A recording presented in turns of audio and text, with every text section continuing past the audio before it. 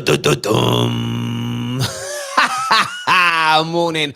Welcome back to the Football Terrace. Hit the like button right about now. The transfer window, it's a madness. It's a madness right now. Two pieces of breaking news this morning have sent the Twitter bots who are sent into madness for their own agendas and for their confirmation bias. This morning has been great. Man like Christian, Jan, man, you two have made my morning. It's almost in the space of 8 minutes, you have proven the epitome of agendas and confirmation bias within football Twitter, and I love it. And you know the best part as well? I get called out for being clickbait, but my title is legitimately accurate according to some of the biggest transfer experts in the world. We're going to break it down, but first of all, smash the like button. We're going to talk a lot of Arsenal this morning as well, so Gooners, give us a call. United fans as well on Upamecano. It's interesting. We'll start with Upamecano on this one here. First and foremost, I said last night after Upamecano's comments, the door was open for this deal to happen. We've got an interview coming out later on today, members only at 4 o'clock, a little sneak peek coming out about midday with Jamie Jackson. Amazing, big news on exclusive for us on Jadon Sancho and Lionel Messi. Massive news regarding Lionel Messi in that at 4 p.m. today. That will be members only. That will come out about 2 o'clock for members only. So make sure if you're a member, if you want to see that, if you're a City fan especially, the news around Messi is mad. Jamie Jackson, one of the most connected men in Manchester. So on the situation with someone here says lies about Havertz 350. Oh, listen, I said yesterday in a video that original bit of information is wrong. I've seen all variants ranging from 200 to 350. What I was told or read yesterday from fairly credible was 300,000. But listen, I'm not really that bothered. So calm your brain down. On Upamecano. So we've had two separate tweets this morning. One from Jan Vertonghen, who has said that RB Leipzig don't want to let him go or any other players of their established players leave. Their position could change if they get a bid more than 65 million euros. He says, remember, he has got a release clause of 50 million euros coming after next season, which is also interesting because he's saying it's 7 to 8 million pounds more in the release clause than Fabrizio Romano. But that's what Jan has said. And I trust Jan to be as credible and reliable as the information that he receives. We then see Christian Falk say, there's no truth in this deal at all. I love that. I absolutely love that, because what you will then see is all the rivals of Man United generally flock towards Christian's news and say, Terry, you're wrong. You're making this up. It's fake news. The deal isn't on. But yet they completely ignore the words of another very, very credible transfer journalist. Now, why would you do that? What you should do is what I'm doing right now. I think there's a slim chance of getting Upamecano. And as I said yesterday on this show, to land him, Man United are going to have to bid well above the well above the buyout clause of next season. Now, if that buyout clause is 42 million euros, maybe you bid 45 million pounds. If it's 50 million euros, maybe you bid 55 million, 60 million, as Jan has said this morning. To say there's no truth in it, who knows? Who knows the truth here? We literally had 3 different reports from 3 of the most credible pan-European transfer journalists out there. So for anyone to say, it's over, is stupid. For anybody to say, it's definitely happening, it's stupid. Even read the title of me, Mr. Clickbait today, and read what my title says. RB Leipzig will sell Upamecano to United for the right amount of money. You know, as I say, for 65 million pounds, that is what it says. That's the news that's been reported today. Will it happen? Slim chance. Just like the Thiago situation, it could most certainly happen. Man United taking away from Liverpool, but as I said last night on LFC Day Trippers, very, very unlikely. A comment here says Christian is way more reliable than Jan. Listen, and Chris, you might be that's your opinion, but what I've noticed this summer, last summer, the summer before that, we believe the journalists that we want to believe, not based on who they are or their credibility, but based on the story matching what we want. You know, I had a Liverpool fan telling me yesterday that that Rashford's on £250,000 a week, point blank. He sort of changed his mind very quickly when I showed him that the original source of that information was the Sun. He didn't care where the information came from. He just wanted to believe that because it pushed his narrative. So be very, very mindful on that. As I've said before, and as I'll say again, from my point of view, I believe that the Upamecano deal can happen. Until the club and the player rule it out, I'll believe that it can happen because all players or their player cards are for transfer and for sale in any summer month. There's no doubt about that. Do me that favor, smash the like button, hit the share button as well. We're going to jump into some calls in a minute, but let's go through the Arsenal news as well. Gooners tuning in. Do me a favor and subscribe and follow the channel. So on Thomas Partey, I've read multiple reports. There's one that I want to go through here.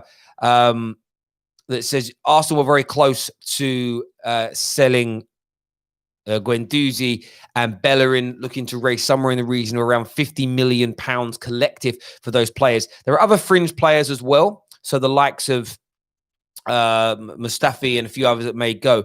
But Arsenal are looking to raise between 50 and 80 million pound in sales. They believe that will accumulate with what they've got remaining in terms of their transfer kitty or income that they can use.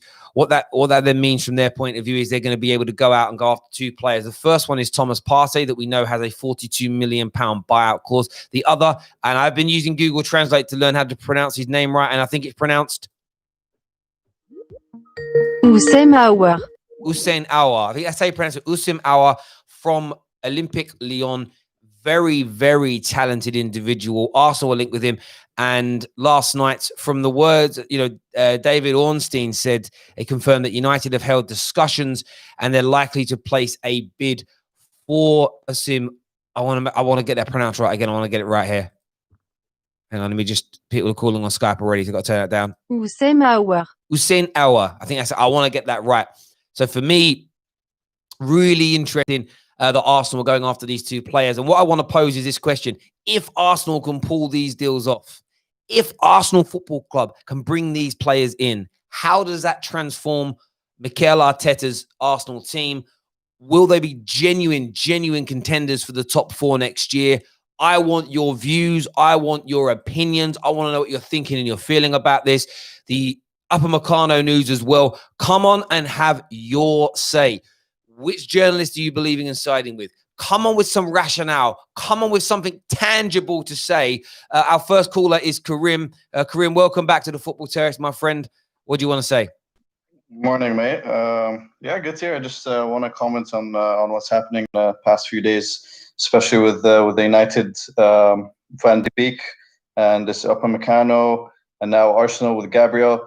And yeah, I just wanted to say, I think that the more the transfer window goes on, the tighter I think the fight is going to be for third and fourth next year for Champions League places. I think Arsenal are doing quite okay in the transfer market. I think if they get a few more signings in, then they would be in good shape. We can see what Arteta's trying to do in terms of the work. And honestly, for Manchester United, Donny van de Beek, he's a great player. I live in Amsterdam, and Donny van de Beek is very well known here for Ajax. He's one of the greatest. He was part of that team that had Frenkie de Jong, that had all Tadic's, all your De Ligt's, all those great people. So he's a very big player. Yep. And as a Chelsea fan, yeah, I'm not very excited that happened, but definitely next year. Yeah, I think when it comes to those things, I think you're right. Even if we look at Arsenal right now, obviously they're linked with Thomas Partey.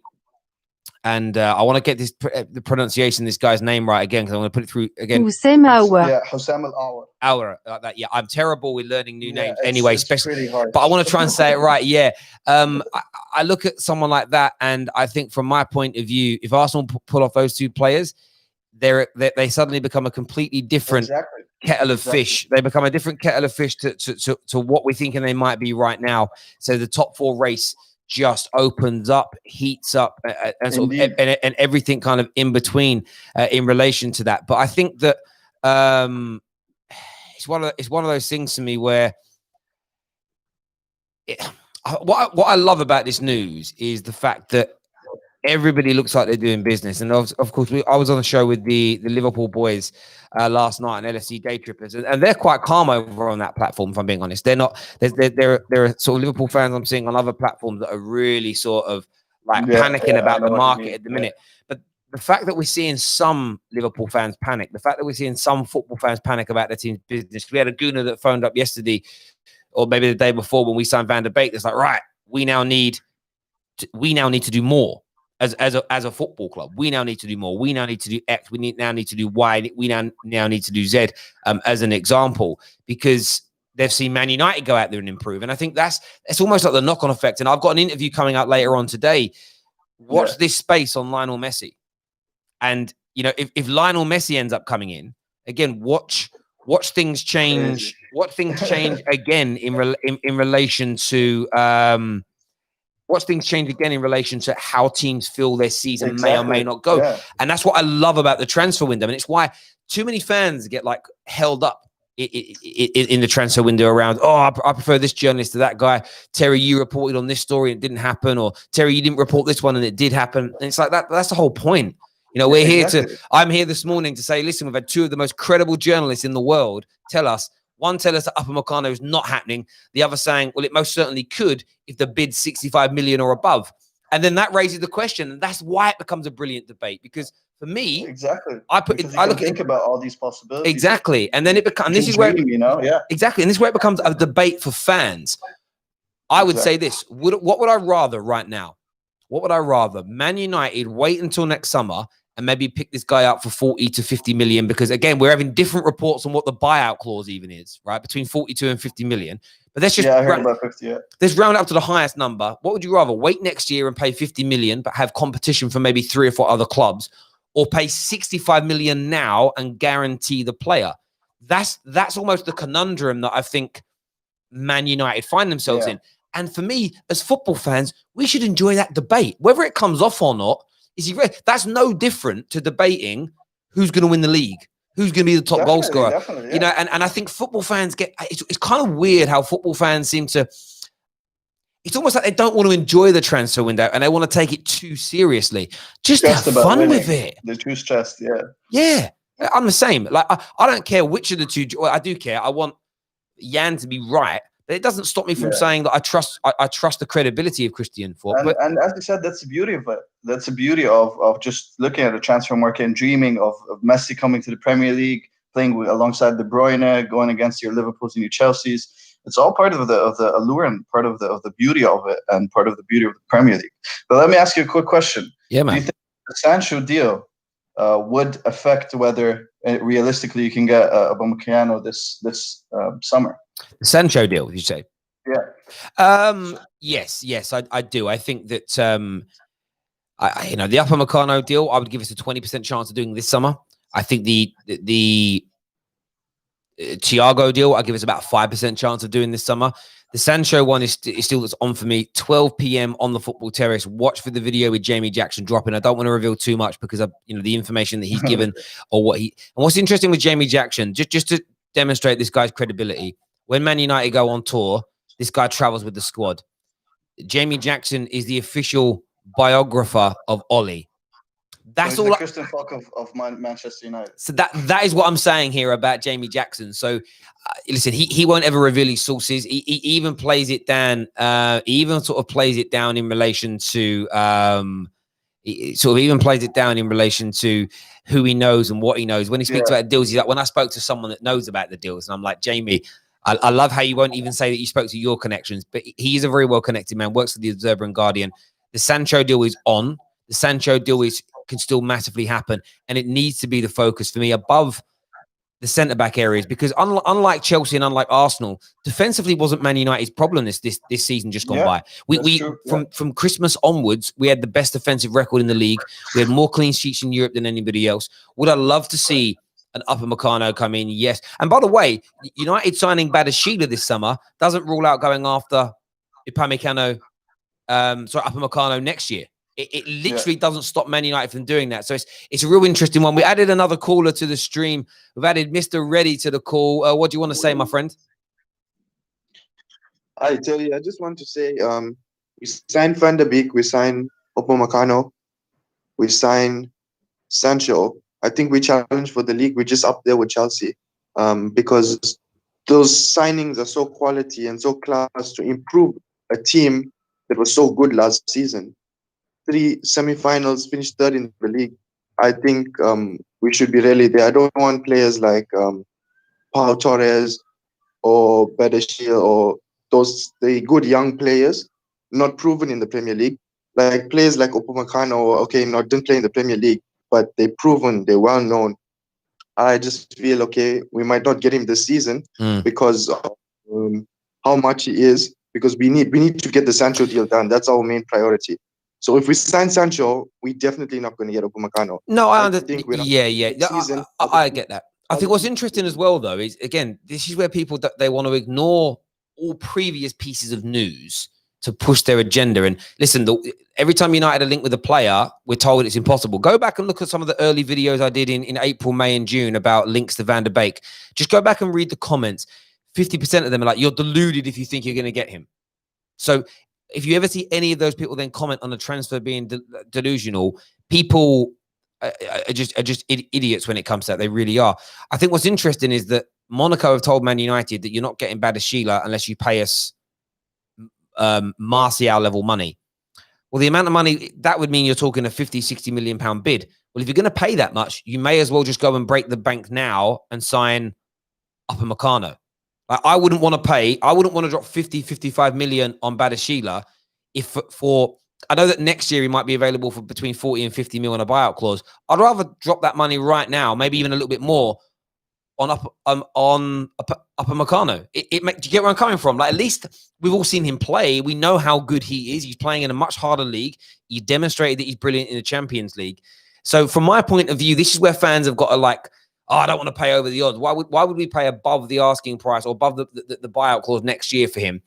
Let's go get Badashila. But have you not listened to what Monaco have said about Badashila? They want about the same amount of money. So I'm just in that sort of space. I don't think United are going to pick up a good enough centre-back who's better than Lindelof, who's better than Bailly, who's better than Tuanzebe this summer for anything less than 40, 50 million pound. So you're then in that realms of should be stretched to an extra 15 and try and sign this guy now. That's why I think there is an outside chance it can be done. But I do agree with you. I think that if we end up signing Sancho, the Upamecano deal, or another, the Koulibaly's been mentioned at 80 million. I don't think these things will happen. Equally, though, you look at the Thiago deal, the next sort of 24 hours in that deal are going to be very, very interesting to see what happens, because that is potentially a deal of that sort of size is doable because you can pick a player up for 25 million pounds, which is dirt cheap. But it's certainly an interesting window. What do you make of Arsenal's links to Thomas Partey? And help me with the pronunciation of the other guy again. It's Aouar. Sorry, I'm going to get that right. I'm going to hours in like hour class. Aouar.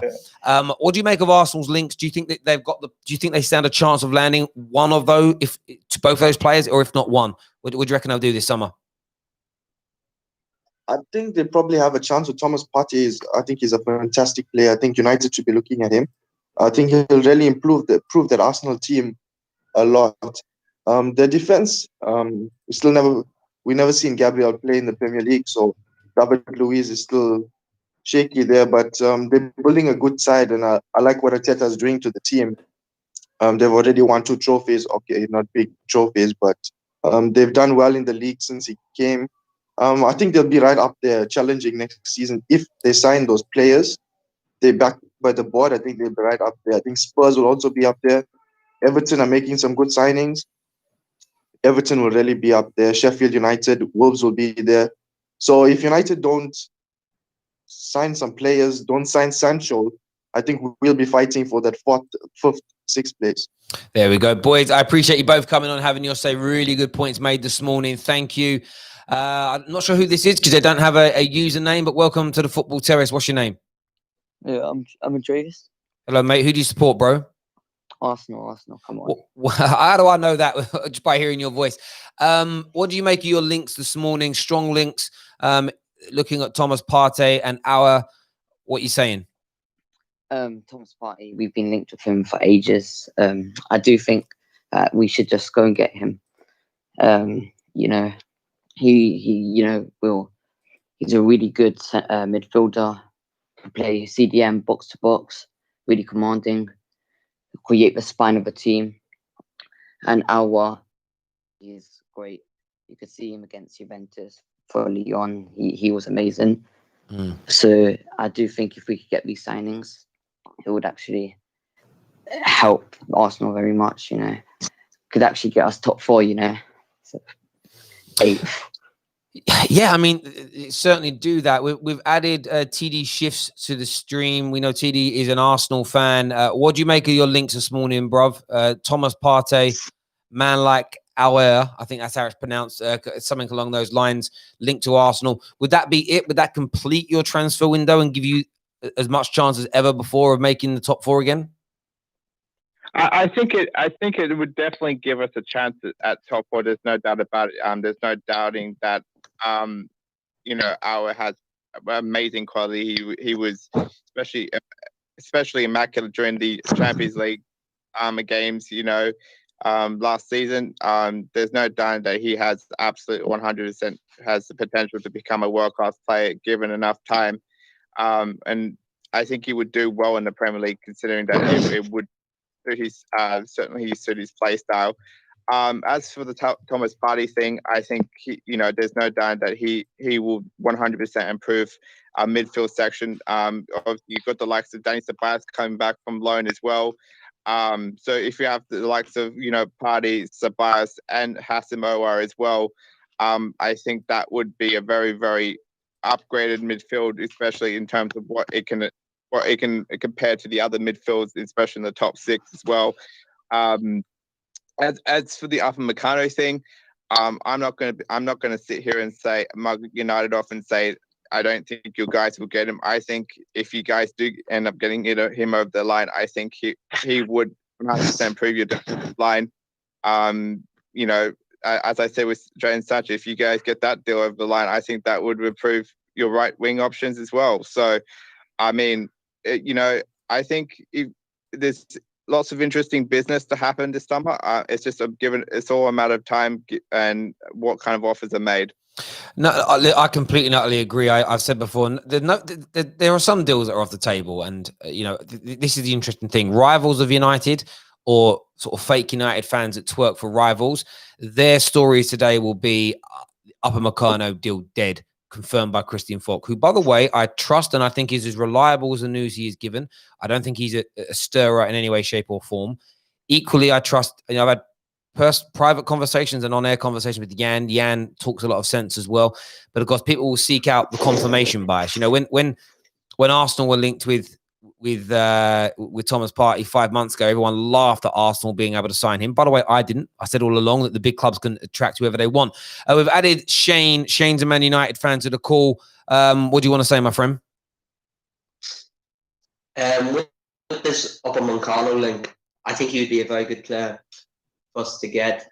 I don't think we're going to get him, but having said that, I didn't think we were going to get Van de Beek and we got him, so anything's possible. I want to ask you, do you think Upamecano's ready to join us yet? Because he's not the finished article. He still has a few flaws to his game. How do I say this? Finished article, no. I don't think there is such thing as a finished article at 21 years of age in a defensive position. I know that. So no, he won't be. But this is the irony in this. Like, he was the guy that Gunnar spoke about every single week for maybe the last 12 to 18 months. He's the player that the Arsenal fans truly believe they were going to sign and was going to go into their defense. Chelsea fans want him. Liverpool fans would like him. City fans have been speaking about him for 18 months. He's such a talented player.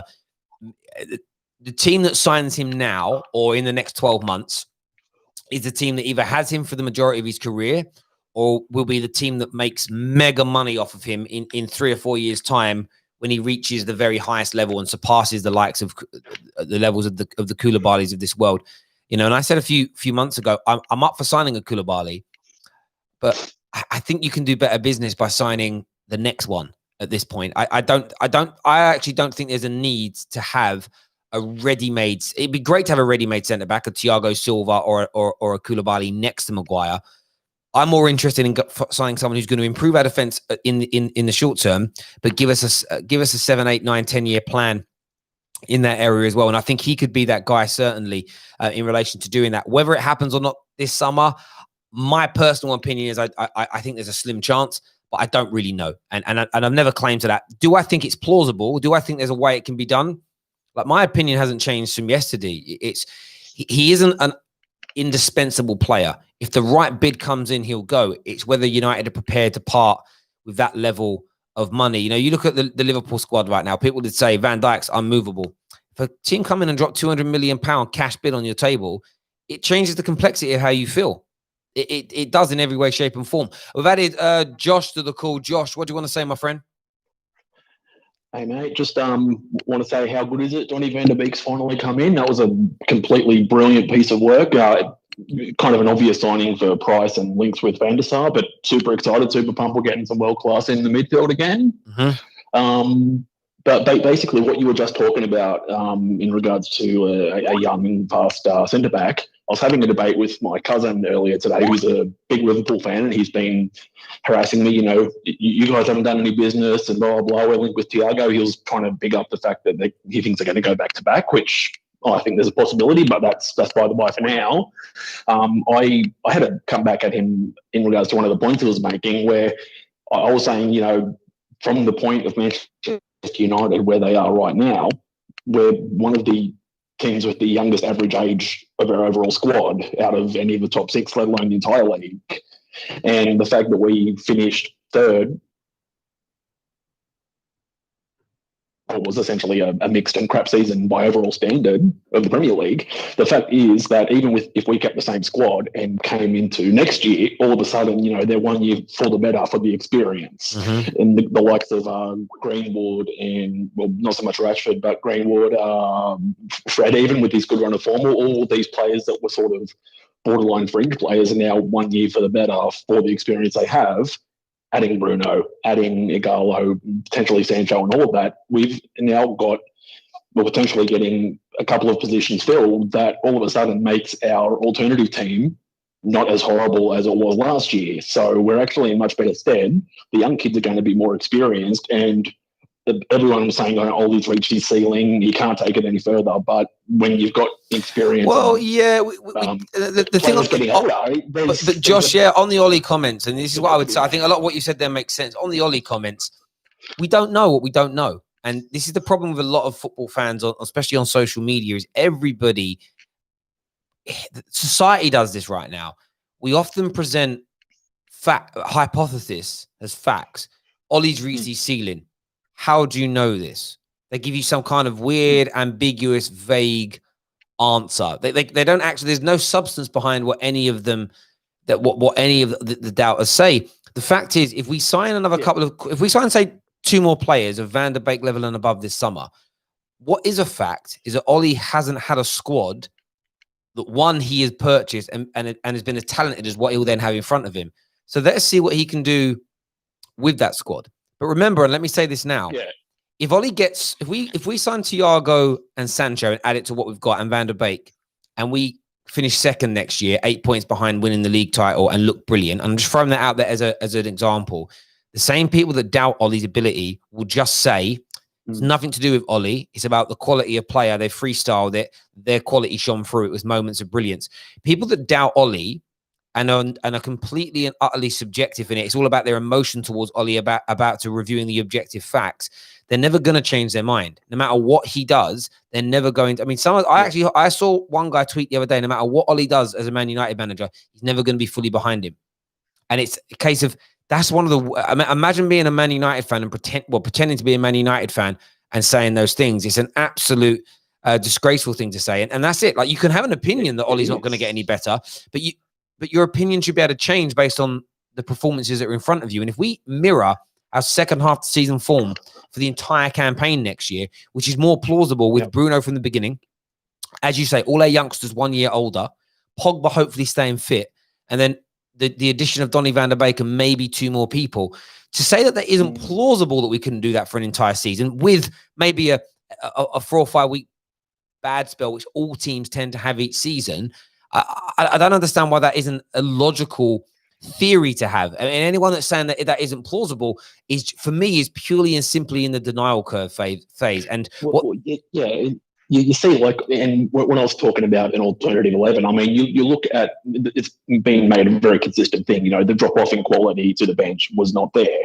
So, we were playing, say, Lingard, Mata, Pereira in at the cam role, but now Donny van de Beek, he can fill that role in an alternative team, or if he's balling hard enough, Bruno will be in the alternative team. So, if your cups and your group stages of the Champions League, all of a sudden, one or two key players, and we are looking much stronger across the board, even though there's still a lot of deadwood there. The fact that Ollie inherited so many crappy players from disjointed philosophies and managers behind them and board ineptitude. Well, of course. And all of a sudden, things are sort of plateauing and looking good. Absolutely, Josh. And I think that's the same when you look at Arsenal right now. Like, where Arsenal fans need to be patient with Arteta is you're talking about so many players that are part of the previous two managers' kind of thoughts and plans in teams that have primarily failed as Arsenal teams over the last 7 or 8 years.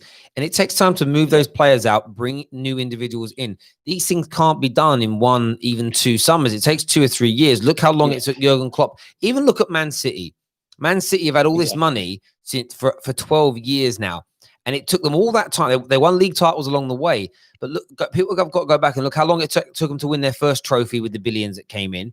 How long it took them to win their first league with the billions that came in. And then how long it took them to retain the league and actually be firmly dominant, where you could say for 2 years running, they were outright the best team in the league. And by the way, that still only lasted for 2 years. And then they dropped down to almost normal levels again. So this notion that Arsenal, that Man United, that Ollie, that Mikel Arteta have to turn things around instantly is, for me, is it's an abomination, an abomination of an opinion to have. We're going to move on to Kai next. Kai is a Chelsea fan. What are you saying, bro? My boy Kai, my boy. Who's that speaking? Go on, Kai. I think he's going to stay, because Chris Folk said that he's going to stay. But take that with a pinch of salt as well. They said the same thing about. Remember when Chelsea was linked with Kai, they were saying, no way, he also have Barcelona, he also have Real Madrid. Can I just say that very quickly, Kai? Sorry, but him.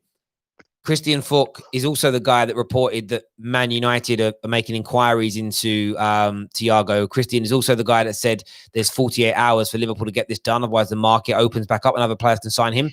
That Christian Falk piece of information was universally rejected by people that don't like Man United. They said that was nonsense. So do you see how people ignore Christian Falk when it doesn't suit their purpose, but believe it when it does? And that's why you have to take all this information in and formulate your own opinion. Do you get where I'm coming from? Like, Liverpool fans said to me, Liverpool fans in these comments section have said, Terry, Christian Falk said that it's not true. That means it isn't happening. Yep. They're the same people that called me a liar for reporting on the 48-hour news around Thiago. That was false, but that come from the same man. I'm just pointing that out to people. Go on, continue, Kai. Thank you. Yeah. But I'm saying it's things change in football in minutes. You know what I mean? It's even in seconds sometimes. So what could be right at the moment could change in 5 minutes from now. So you can never know. You know what I mean? And moving on to the other players that you are now, I think partly because of the release clause. I think he might have a chance to go to Arsenal if Arsenal can offer him enough money. But I don't think Aouar will go to Arsenal, because I think he's heavily linked with Juventus, and Juventus are trying to rebuild their midfield. Yeah, so I think they will get Partey, but I don't think they'll get Aouar.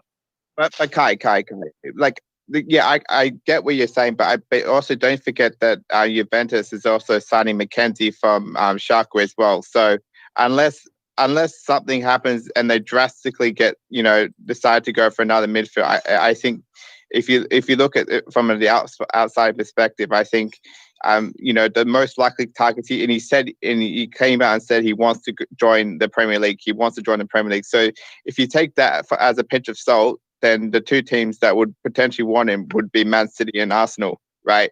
And so from that sort of side effect, then yes. But I 100% agree with what you're saying before, right? I think the non-myopic Arsenal fans will say that it will take at least 3 to 4 transfer windows to get most of the old regime the players that were signed under the Arsene Wenger regime to before we end up moving them on. It's not, as you said, it's not going to all happen in one window. You know, and I think it's eventually going to take time to do that. But it's a slow, gradual building process, and you know that's why we need to give Arteta the time to slowly rotate the squad into the players that he actually wants to be here. Yeah, I get you, but at the same time, Aouar is like sought after from the whole of Europe. You know what I mean? And I heard that the Lyon are asking for something like 60 to 65 million euros. So I think at the moment of time, it's going to be hard for Arsenal to shell that kind of money, especially since they basically were haggling with the Lille for Gabriel. You know what I mean? And they were also trying to sell players right now. So I think if they do get Aouar is one of my favorite midfields in Europe right now. So if they do get him, he has like he has like perfect technique, great passing abilities. Yeah. But at the same time, I just don't think Arsenal is a step up for him, you know, right now. And that's not me sounding salty, because he already playing semi-finals with Lyon. You know what I mean? So I don't understand the step to go to Arsenal right now, who's having a rebuild themselves.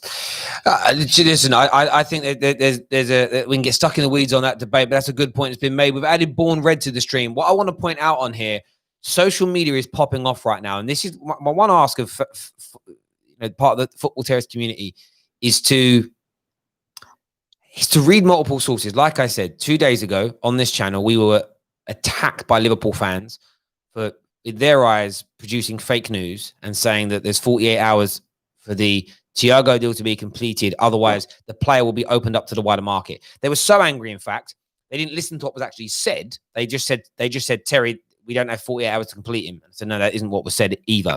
But now Christian Falk is the arbitrator of all truth.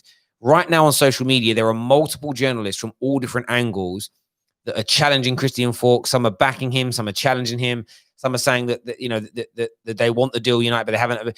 Christian Falk's talking officially that United haven't made any kind of contact, so there's no truth in it. There's a Norwegian journalist that's come out and sort of said that absolutely not. United are clearing space; they're going in for him.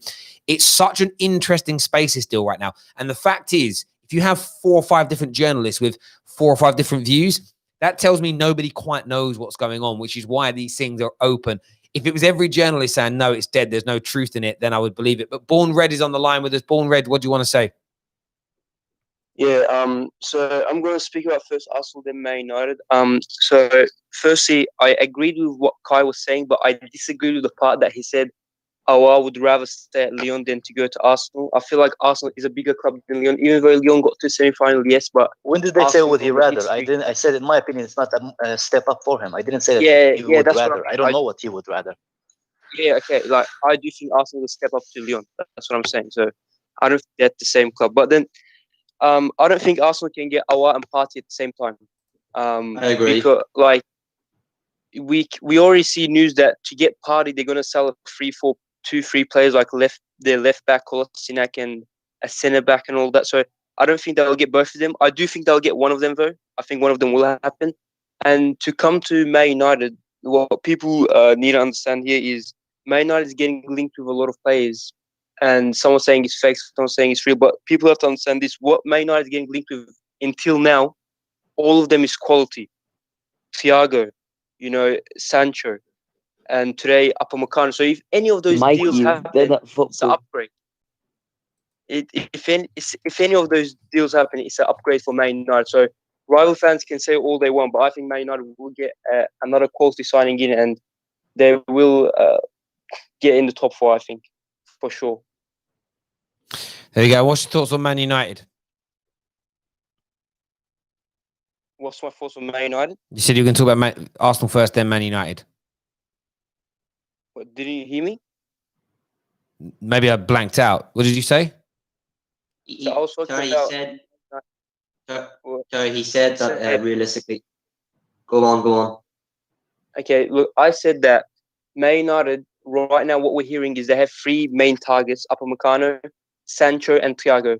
All 3 of them is amazing and world-class players. So rival fans need to stop hating, and I think if any of those 3 join, it's going to be a big upgrade for Man United. So, and I think Man United will for sure at least make one more signing. So I mean, the players Okay. getting linked. So I completely and utterly misheard you on that. I was reading something at the same time, so I apologize, sir.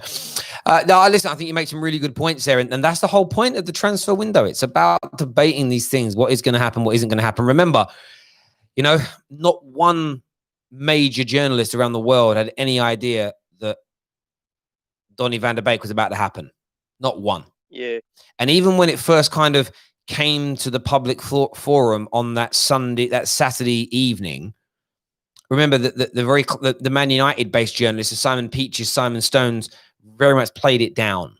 So for me, I don't get, 3 weeks ago we were told the Sancho deal was dead. It isn't. It's still there or thereabouts. Like I've said all along, I'm very relaxed when it comes to these deals until it's denied directly from the football clubs and by both parties. That's when you know. And if sure, this will come up in press conferences really, really soon. But the next 3 or 4 days are going to be very interesting indeed for Man United, for Liverpool.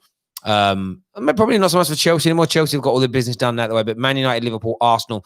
I did get called out a little bit earlier, not in a horrible way, by Lee Chappie, who sort of said, I hope you're not part of the top 6 bias. Why have you not reported on their links with I can't remember the name of the fullback now. We spoke about it the other day. It isn't that we don't talk about it. Obviously, I want to I want to talk about Everton's news with, they've got James Rodriguez coming in, but we are, Isn't Alan going to Everton? Alan's going there as well. We will discuss those at some point. The issue is that our channel, it literally says it in our description, we cover the traditional top 6.